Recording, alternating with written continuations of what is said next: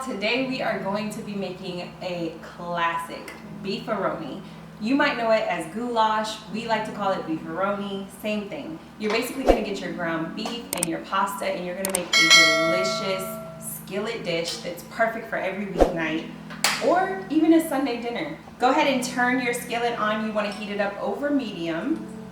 Let that heat for about 1 minute or so to make sure your pan is evenly heated and you can get your ground beef all nice and browned up. We just have some ground chuck beef here. You're gonna go ahead and add it to your preheated skillet. And you're going to get it nice and browned up. The key to cooking ground beef is making sure that you get it nice and chopped up into bite-sized pieces. I have this nice, cool little ground beef masher is what I like to call it. If you have a potato masher, you can use that as well, or just use a wooden spoon. You just want to get your ground beef nice and cooked down and get all of that pink out of there. Anytime I'm cooking with ground beef, I like to cook over medium heat or medium high at the most. You don't want your heat turned up too much because you want to make sure that everything is cooked through. So just continue cooking this ground beef down and mashing it until you don't see any more pink. It's usually going to take about 5 to 10 minutes to get all of the pink out of it. While our ground beef is browning up, we can go ahead and shred some fresh cheddar cheese. This is white cheddar cheese.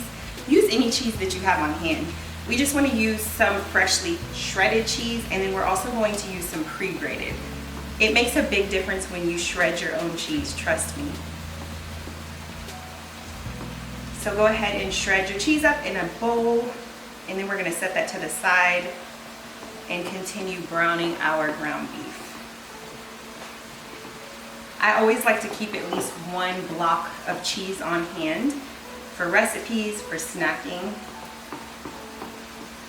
Anytime you can add fresh cheese to a recipe you want to. Now our ground beef is nice and brown. All of the pink has cooked out. This cut of ground beef that I'm using doesn't produce very much fat. I love it so much. It's kind of lean, so you don't see a lot of fat in my skillet, which is really good. If you do have some ground beef that produced a lot of grease or oil, go ahead and get a paper towel and just blot the oil out, or you can actually strain it in a strainer to get that excess grease out. You don't want a lot of grease left over in your pan. We have some onions, bell peppers. We have onions, green bell peppers, red bell peppers here. We're gonna add them straight into the skillet.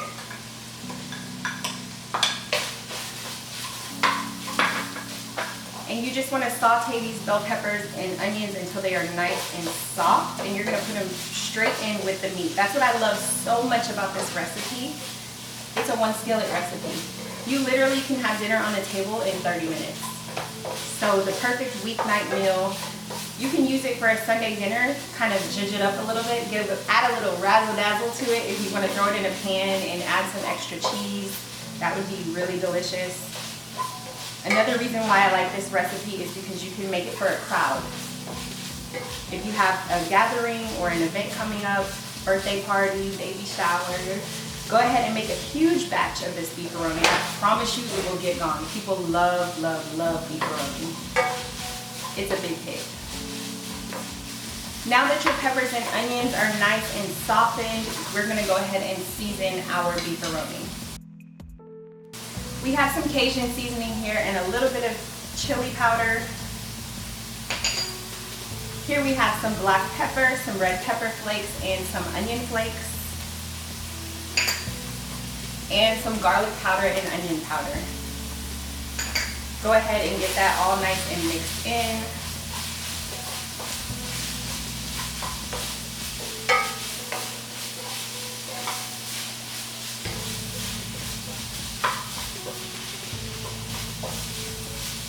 It smells so delicious, you guys. I wish you could smell it.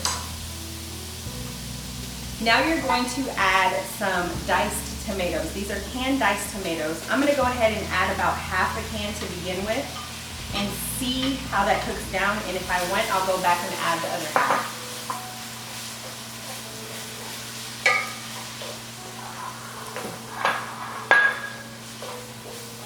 Go ahead and get that all nice and mixed in and fully incorporated.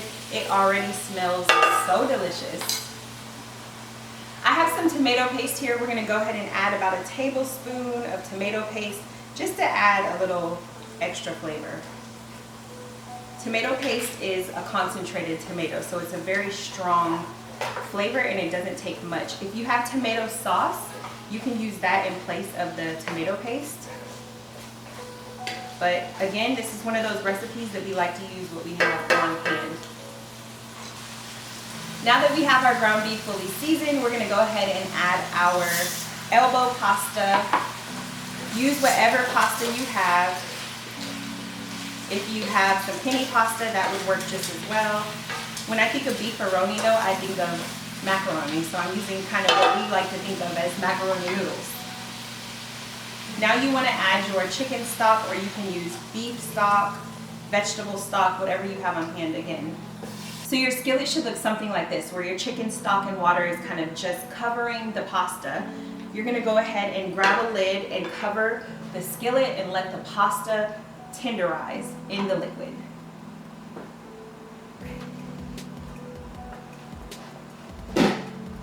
Let this cook down for about 10 to 15 minutes. Be sure to check on it and stir it up every now and then so you can make sure that the pasta and the meat is not sticking to the bottom of the skillet.